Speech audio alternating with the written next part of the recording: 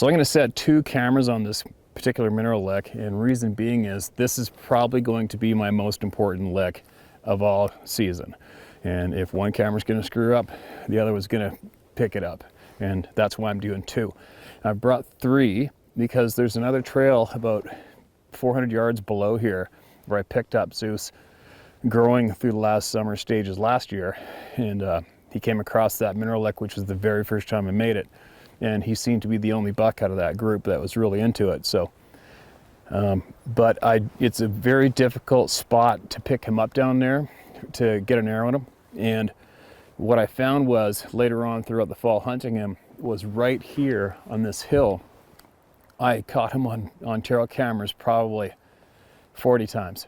So that was a massive piece of knowledge I gained to get that buck and learn more about him. So now I know with confidence he is going to be on this mound, and there's 2 different spots I can come in from depending on which way the thermals are traveling that particular morning or that particular evening. So I've got my butt covered. So I'm going to either shoot him from above or I'm going to stalk him and shoot him from below if he's around here on the salt lick consistently for the opening. After the opening, he won't be.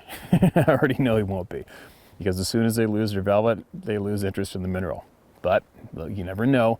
I might get lucky and I might get him the opening couple days somewhere around this mound. And I'm pretty certain that 40 pounds of salt is going to be enough to keep him here, because he seems to be quite the sucker for the mineral. So it is now April 27th, and this is my 1, 2, 3, 4, 5, 6, 7, 8th day that I have invested into the season 2019 to try to harvest this one deer. So take note of that. That is my 7th or 8th, whatever it is, hiking days specifically to seek knowledge and try to set up for and learn area about this one deer. And that's what I have into it so far.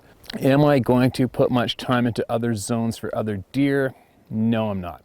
I already know that I'm going on a moose and a sheep and an elk hunt this fall for certain. I'll have my freezer basically loaded. I already know I will. I'm not overly concerned about filling deer tags, even though I'm allowed 2 deer a year. My main number 1 focus for this year and last year is to get a tag in this buck. That's my focus. So I'm not overly interested in other hunting zones at all.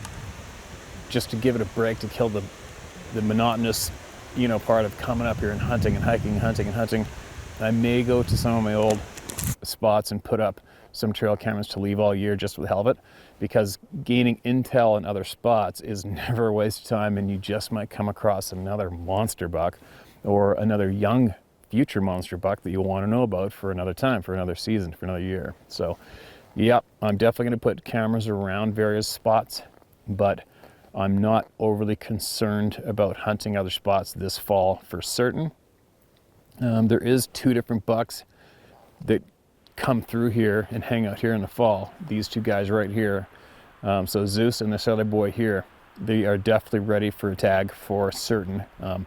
From the life expectancy of the deer that I've followed around here for the last 10, 14 years, to get to this age and this size is not that common, and they rarely get past this size right in this particular zone for some weird reason. I don't know why.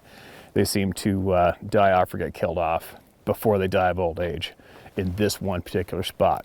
So I've followed a few hammer bucks here over the years, and rarely have I seen them ever again after they made monster prime or just a little bit past. They just seem to disappear.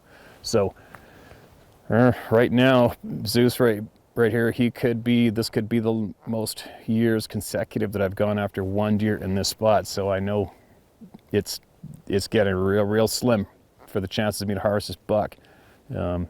It's just a complete gamble and roll the dice right now whether or not he's alive and if he's going to show. And it definitely took a little bit of wind out of my sails having that, a group of wolves come up behind me half an hour ago.